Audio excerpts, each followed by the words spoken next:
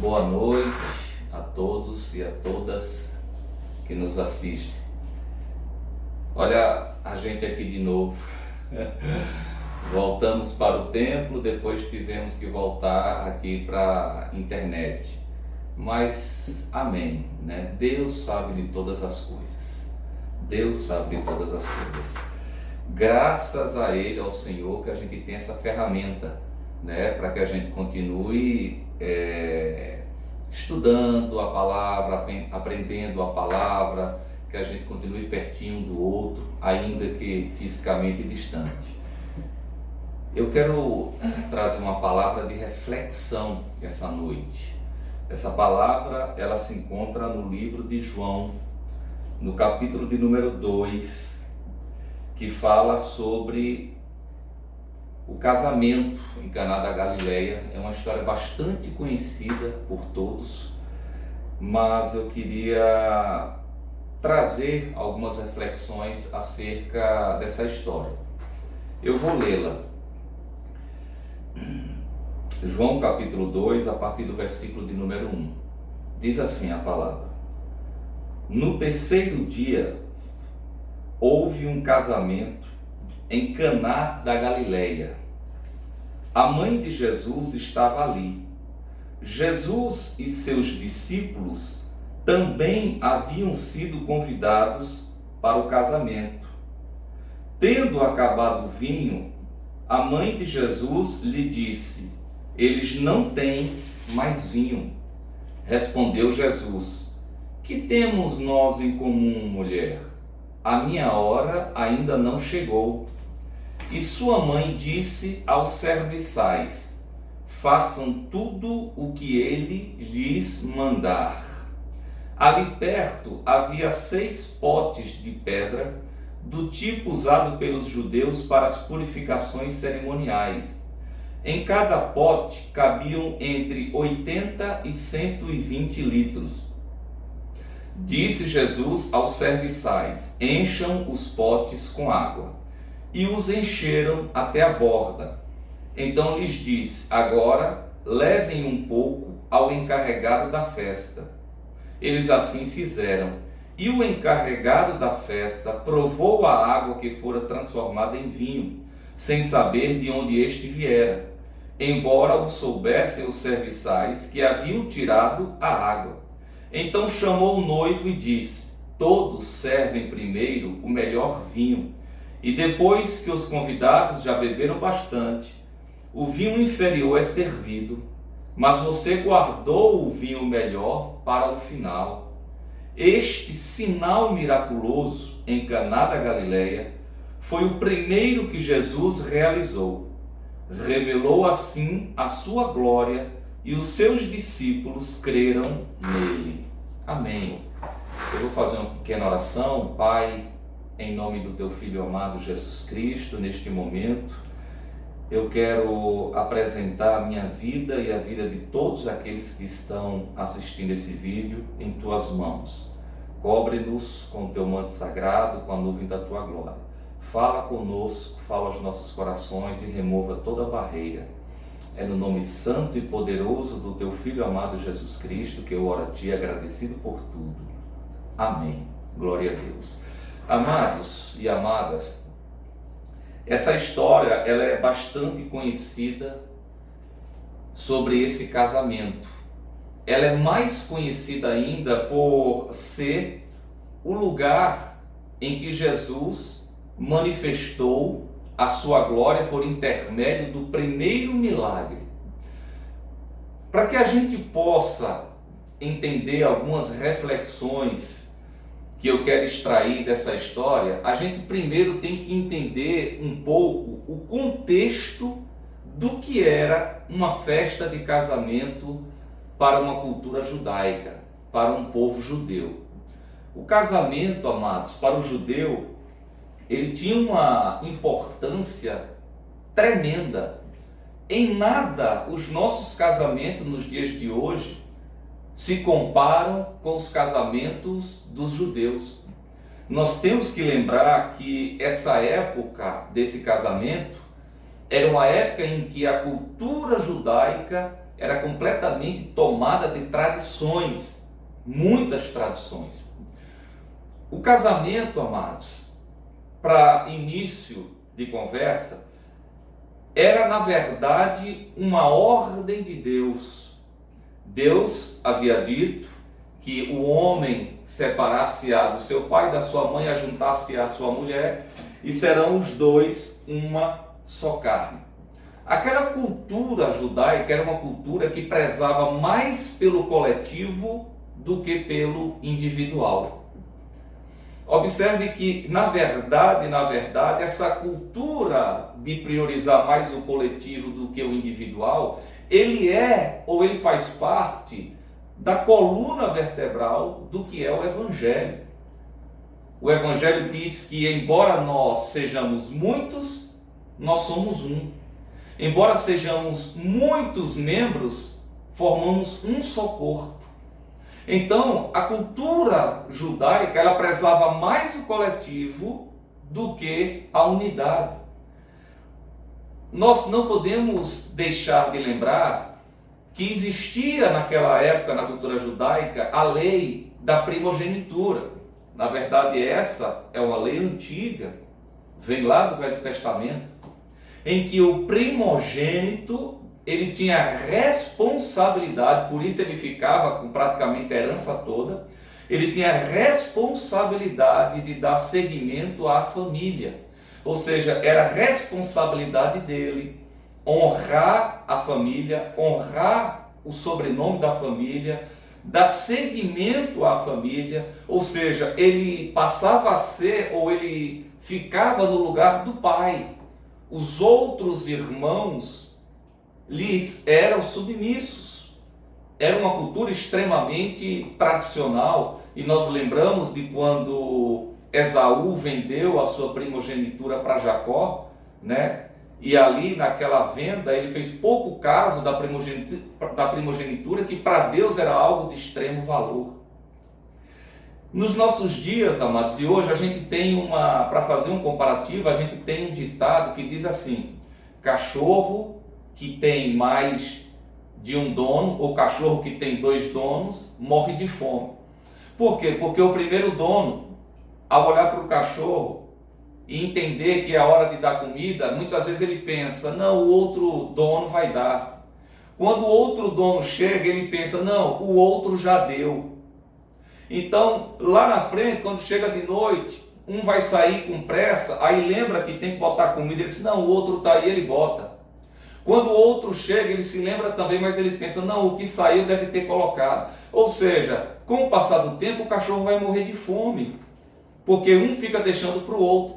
Então, a lei da primogenitura, ela tinha também um particular muito forte acerca disso. Porque se um pai tivesse 5 filhos homens e a responsabilidade de dar seguimento para a família fosse dos 5, um ia deixar para o outro. Um ia dizer, não, eu não tenho vontade de dar seguimento às coisas de papai, eu não quero, eu vou cuidar da minha vida, eu quero uma vida pacata, os meus irmãos cuidam. O segundo ia pensar a mesma coisa, o terceiro, e em pouco tempo, o legado do pai, o sobrenome da família, a dignidade, ia tudo por água abaixo. Então, aquela responsabilidade era colocada sobre uma pessoa, para que ele, imbuído daquela responsabilidade, ele soubesse que ele tinha que levar adiante o sobrenome, a honradez, a dignidade da família, cuidar dos negócios do pai, passava a ser a figura principal da família. Ou seja, tudo isso para mostrar a você como naquela época existia uma tradição muito forte sobre a família. Existia também uma lei que se um homem casasse e ele morresse antes de deixar filho, o seu irmão tinha que se deitar com a cunhada para que ela tivesse um filho, só que o filho não era dele, o filho era daquele que morreu, para que aquela mulher não ficasse desamparada e para que o nome do pai não fosse esquecido.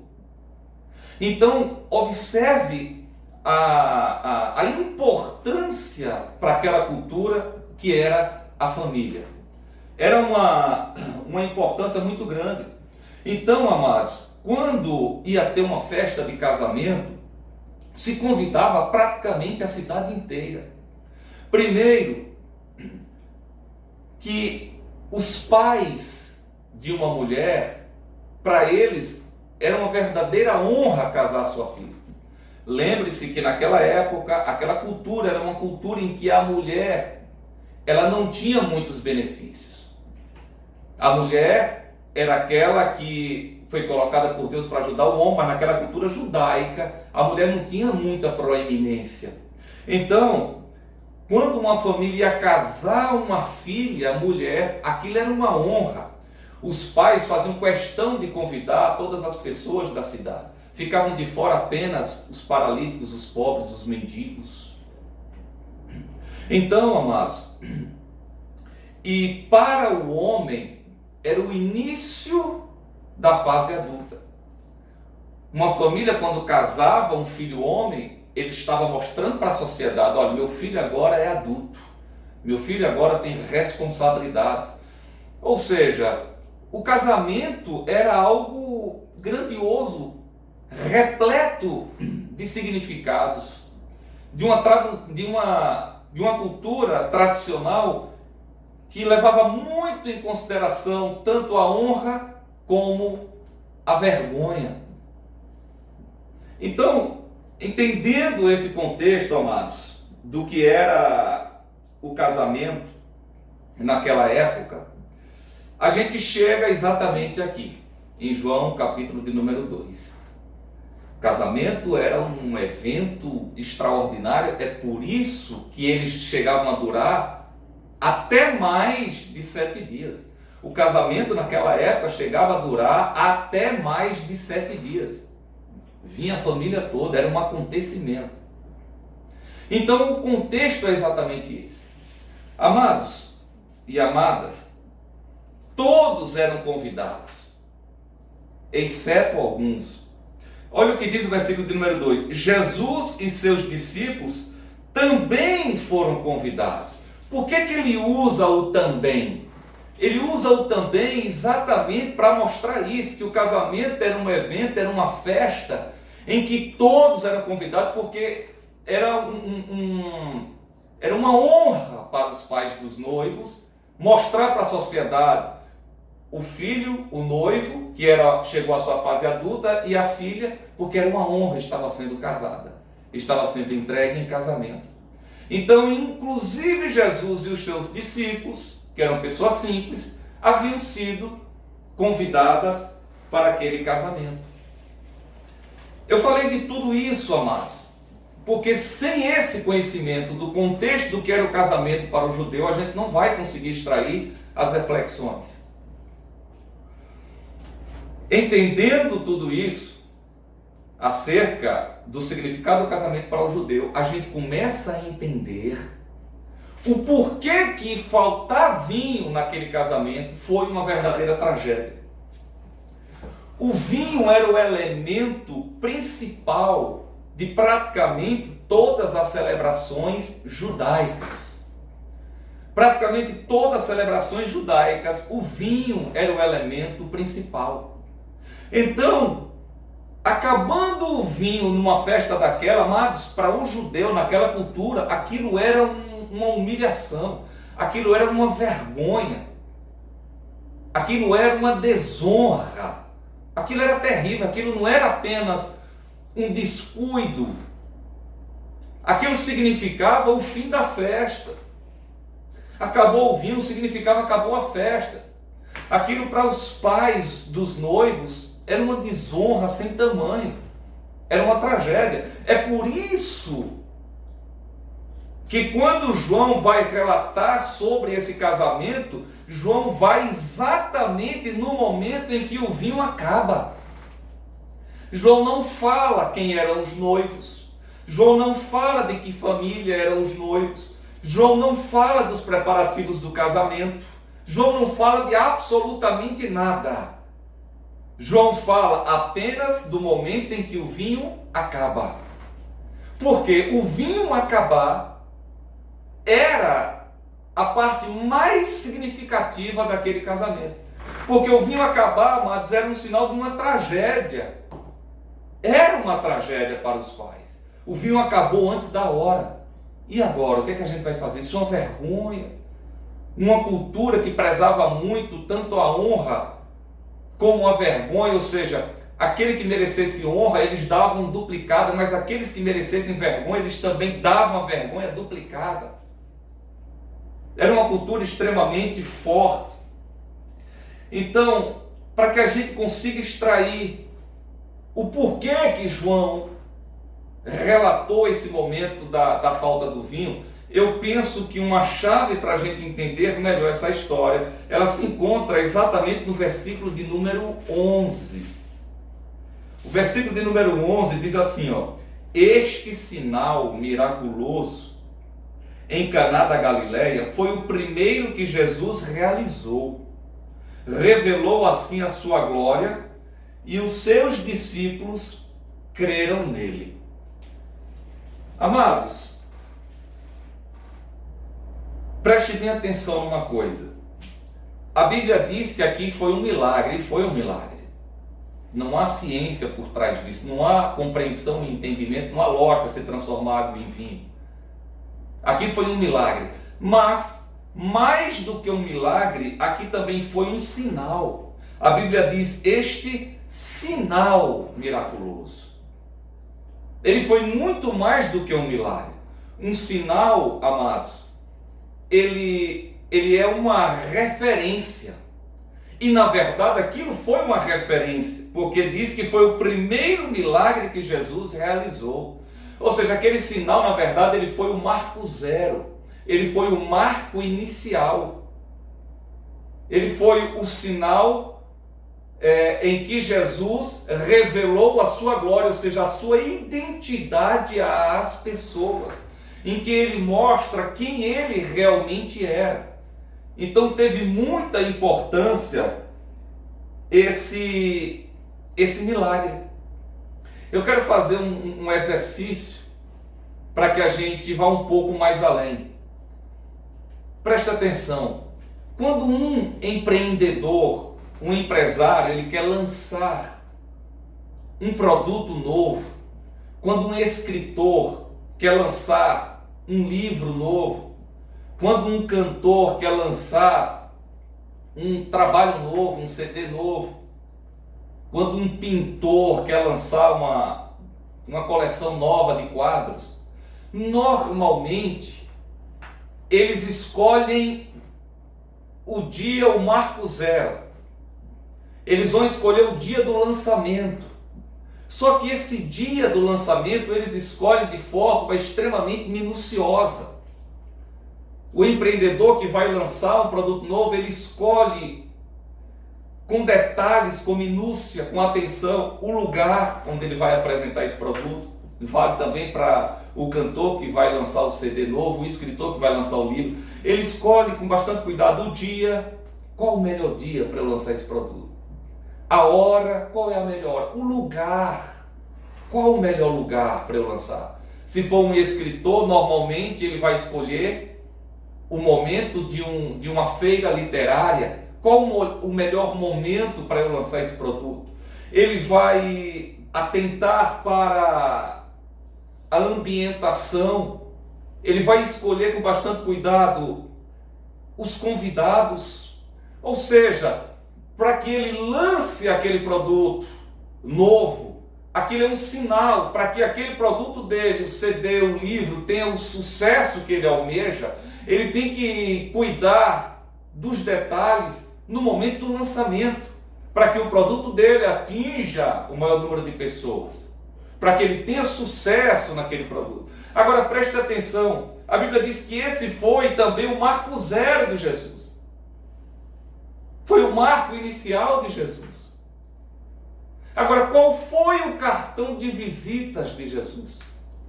Eu acabei de mostrar o quanto que as pessoas cuidam em cada detalhe quando vai lançar algo novo, quando vai apresentar algo novo. Agora, observe que o cartão de visitas de Jesus, amados, é fazer um milagre para dar continuidade numa festa. O primeiro sinal de Jesus o sinal por meio do qual as pessoas o conheceriam, o sinal por meio do qual ele manifestaria a sua glória e mostraria a sua identidade às pessoas. Esse primeiro sinal foi simplesmente suprir um descuido acidental. Fizeram as contas erradas de quanto deveria comprar de vinho. Um descuido, não sei. Mas por que esse primeiro milagre de Jesus, esse primeiro sinal, esse cartão de visita dele foi justamente fazer com que a sua glória fosse manifestada ao povo? Por que esse sinal foi justamente dar continuidade a uma festa? É algo que realmente chama muito a nossa atenção. E aí eu queria mostrar dois planos, um plano maior e um plano menor. Num plano maior, amados, a reflexão que eu quero trazer é a seguinte: Jesus, ele é perfeito. Jesus, ele é eterno. Jesus disse: antes que Abraão existisse, eu sou. Jesus, ele disse no Evangelho, no qual Lucas escreve: eu vi Satanás caindo do céu. Observe que Jesus não fala, eu ouvi essa história, alguém me contou. Não, ele está dizendo, eu vi, ninguém me contou. Eu vi Satanás caindo do céu. Jesus é eterno, Jesus é perfeito. Ora, se Jesus, como seu primeiro milagre, seu primeiro sinal, foi dar continuidade a uma festa, foi não deixar que uma festa terminasse sem vergonha e desprezo, é porque tem algum significado. Tem um significado, ou tem mais de um significado? Claro que tem. Ele é perfeito, ele não erra. Ele é infalível. Então, num plano maior, amados, o que eu entendo é que o casamento, ele representa o ciclo da nossa vida. O casamento, ele representa o ciclo da nossa existência. A vida humana tem um ciclo. A pessoa nasce, cresce, casa, tem filhos, envelhece e morre. É um ciclo. O ciclo da vida: crescer, nascer, crescer, envelhecer e morrer. Eu acrescentei casar e ter filhos. Então, naquele casamento, amados, tinha bebê, tinha criança, tinha adulto e tinha idoso. Todas as gerações estavam dentro daquele casamento. O casamento em si, ele representava a mola propulsora desse ciclo, porque do casamento vêm os filhos, e os filhos representam a continuidade do ciclo. O ciclo continua, os filhos depois vão crescer, casar, ter filhos, envelhecer, morrer. Então o casamento, ele representa esse ciclo da nossa existência. Ao passo que o vinho, ele representava a vida propriamente dita, alma e espírito. O vinho representava alegria, o vinho representava festa. A celebração judaica, ela sempre tinha, ou quase todas as celebrações judaicas, tinham o vinho. Então, quando o vinho acaba, ele acabou antes da hora. O vinho acabar, amados, antes da hora, significava vergonha, humilhação, desprezo, lamúria. E como o vinho representa a vida, o vinho acabando era a vida sendo ceifada, era a vida acabando. Porque quando o vinho acabou, todos imaginaram, é o fim da festa, não tem mais por que a gente estar aqui se acabou o vinho. Então, quando o vinho acaba, é como se o ciclo terminasse, para lá na frente ele recomeçar novamente. Então, o vinho ele representa a nossa vida, o casamento ele representa a nossa história, a nossa existência. Então, quando aquele vinho acabou, amados, que todos viram e observaram que vinha sobre os pais dos noivos uma grande vergonha, então Maria, ela intervém. Ela chega até Jesus e diz: filho, o vinho acabou, não tem mais vinho. Observe, amados, que ali estava sendo representada a existência humana com a sua vida. Amados, às vezes o vinho acaba antes da hora. O vinho representa a vida. Às vezes o vinho acaba antes de você chegar à idade adulta. Às vezes o vinho acaba quando você ainda é uma criança. Às vezes o vinho acaba antes de você casar. Às vezes o vinho acaba antes de você ter filhos. Às vezes o vinho acaba antes de você envelhecer. Às vezes o vinho acaba antes de você deixar a sua família preparada. O vinho pode acabar a qualquer momento. O vinho representa a vida. Quando o vinho acaba, é a vida sendo ceifada. É isso que representa. Quando o vinho acaba, acaba a alegria. Quando o vinho acaba, vem a lamúria, vem a tristeza. Então, quando Jesus transforma a água em vinho, aquilo que estava predestinado a ser vergonha se transforma em alegria. Ou seja, aquilo que parecia ser o fim renasce novamente. Só que renasce de uma forma melhor, porque o vinho que Jesus transforma é um vinho melhor. Ou seja, como o vinho é a vida, o vinho acabando naquele casamento é a nossa vida sendo ceifada. O vinho Jesus transformando e entregando aquelas pessoas é a vida que Jesus vai nos dar e quer nos dar, que é uma vida muito melhor. É uma vida que só Jesus pode nos dar. É um vinho que só Jesus tem. Ninguém pode nos dar esse vinho. Só Jesus pode nos dar esse vinho.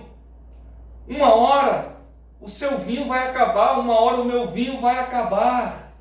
Agora imagine se Jesus não estivesse naquela festa. Você já imaginou? Se Jesus não tivesse sido convidado para aquela festa, ia terminar em vergonha, em humilhação, em desprezo, em lamúria. Mas como Jesus estava presente, como Jesus havia sido convidado, ele vai e entrega o novo vinho. Ali era o vinho humano acabando, a vida humana acabando, e um vinho celestial, um vinho divino, um vinho que vem do céu, uma nova vida que vem do céu sendo entregue ao homem. Aquilo que parecia ser o fim, na verdade era o recomeço, só que um recomeço muito melhor. Então, num plano maior, aquela festa de casamento representava Jesus nos dando uma vida melhor. Representava o fim do ciclo da nossa vida na terra e um novo ciclo se iniciando. Uma nova vida, só que agora uma vida muito melhor, uma vida eterna, uma vida com Cristo. Num plano maior, aquela festa de casamento representava isso. Agora eu lhe pergunto,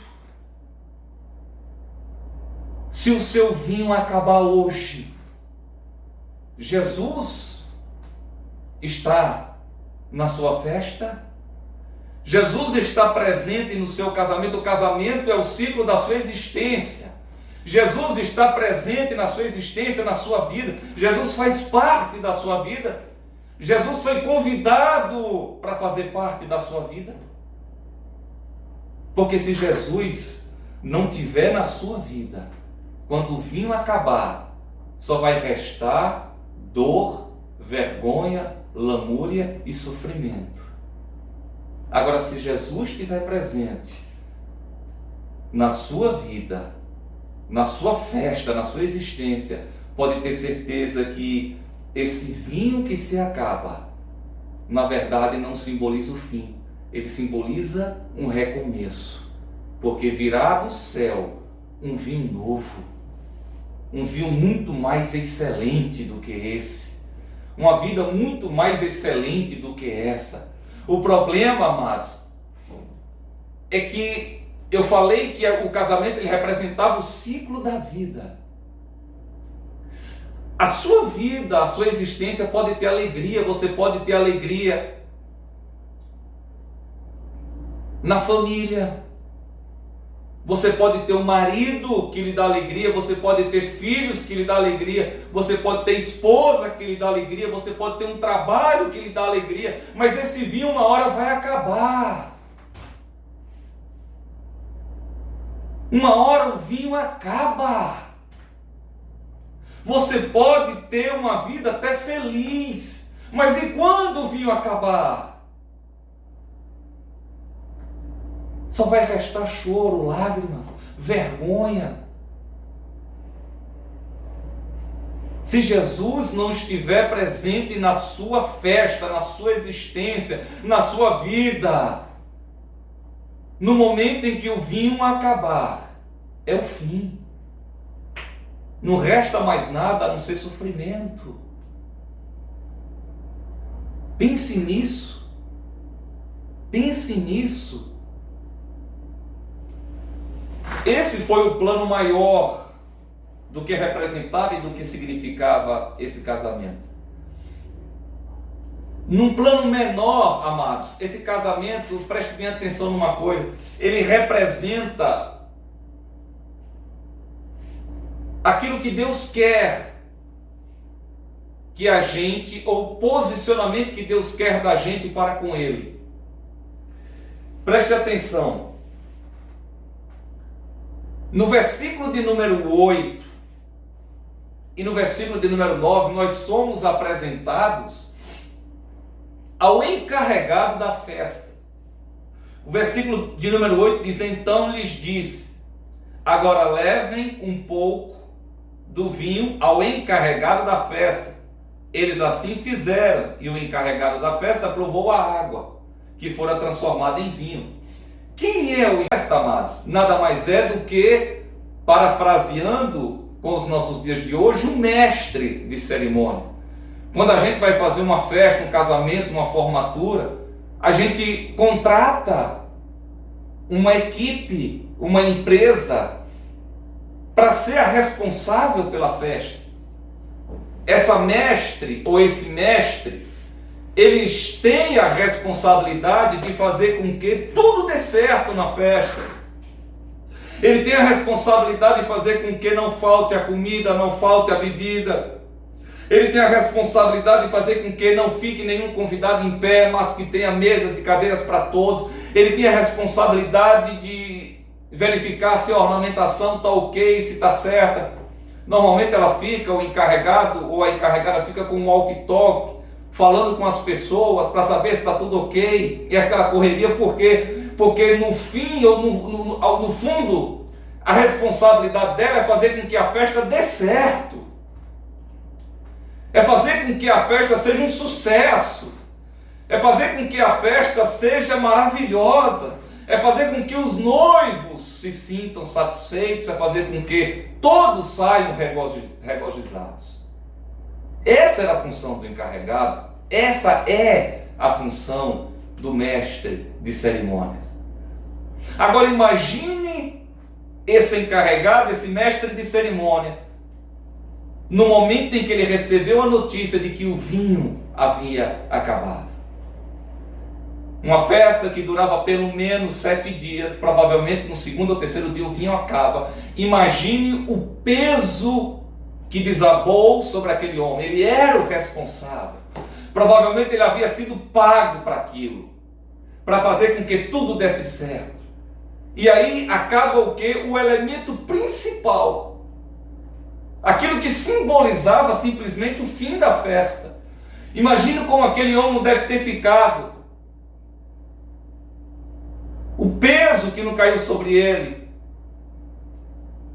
A humilhação, ele ia ficar taxado na cidade como responsável por uma festa fracassada.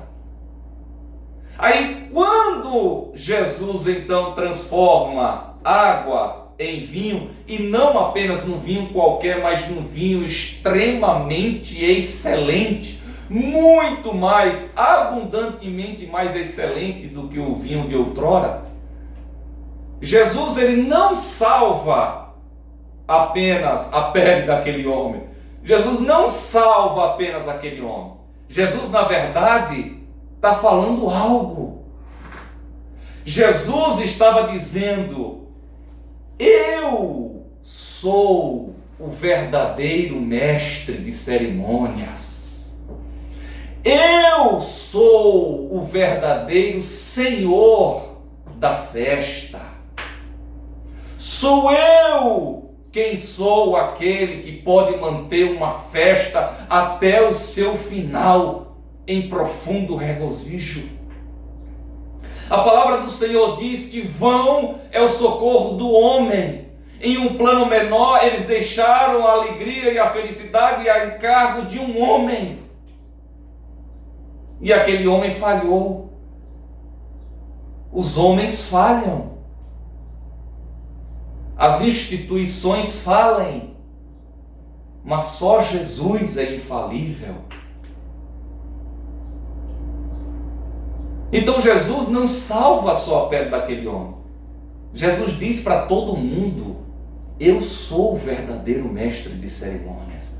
Eu é quem sou o Senhor da festa. E Jesus ele vai mais além, amados. No livro de Salmo, no número 34, versículo de número 8, diz assim: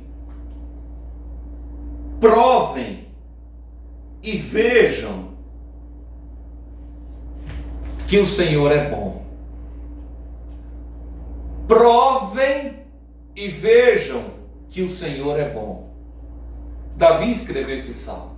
Ora, os israelitas por acaso não sabiam já que o Senhor era bom? Claro que sabiam. Então por que Davi pede para que os israelitas vissem que o Senhor era bom? Os israelitas já sabiam que o Senhor era bom. Na verdade, Davi ele está mandando os israelitas irem além de apenas saber ou de apenas ver que o Senhor é bom. Davi ele diz: provem que o Senhor é bom. Vá além de apenas saber que Ele é bom ou de ver que Ele é bom. Mergulhem, vá mais a fundo. Não apenas saibam e não apenas vejam, mas provem que Ele é bom. Aí no versículo de número 8, quando Jesus transforma a água em vinho, Jesus diz assim: agora levem o vinho ao encarregado da festa. Jesus não manda levar para os convidados, Jesus manda levar para o encarregado. E a Bíblia diz: e o encarregado da festa provou a água que fora transformada em vinho. E quando ele prova, ele corre atrás do noivo, sem entender, ele diz: o que foi que você fez? As pessoas normalmente colocam ou servem primeiro o melhor vinho, e daí então, quando ele acaba, é que se oferece o vinho de qualidade inferior, mas você guardou o melhor para o final. Porque o melhor, mas só Jesus tem para nos dar. Ele só falou isso porque ele provou. Jesus não disse, mostre para ele. Jesus disse, leve até ele para que ele prove que o melhor só eu tenho para dar. A sua família pode lhe dar alegria, o seu emprego pode lhe dar alegria, seus filhos, seu marido, sua esposa, tudo que você tem pode lhe dar alegria, mas uma hora o vinho acaba. E quando o vinho acabar, será que Jesus está lá? Porque se Jesus estiver, amados, nem se preocupe com o vinho acabar, porque no momento que o vinho acabar, a sua existência terrena acabar, vai começar uma muito melhor, uma que só Jesus Cristo pode nos dar. Só Jesus tem esse vinho, só Jesus Cristo pode nos dar o vinho melhor, só Jesus Cristo pode nos dar uma vida melhor. Reflita sobre essa história, reflita sobre esse casamento,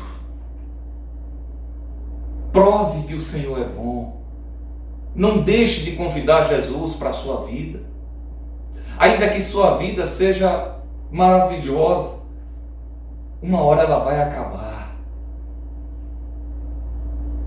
Convide as pessoas que você ama, mas não esqueça de convidar a pessoa principal, que se chama Jesus Cristo. Amém, irmãos e irmãs? Era essa reflexão que eu queria trazer para a igreja nessa noite de hoje, e que você durma pensando nisso. Jesus está na sua vida, Jesus faz parte da sua existência, Jesus está na sua festa. Se não tiver, convide-o imediatamente, porque o seu vinho vai acabar e com ele está um vinho muito melhor. Amém? Glórias a Deus, Deus seja louvado. Eu quero impetrar a bênção apostólica. Depois dessa pequena oração, Pai, bendizemos e exaltamos o Teu nome. Obrigado por este momento, aqui em que nós estivemos estudando a Tua Palavra, aprendendo mais de Ti. Obrigado pelo Teu Espírito Santo. Espírito Santo, obrigado pela Tua doce voz, pela Tua doce presença.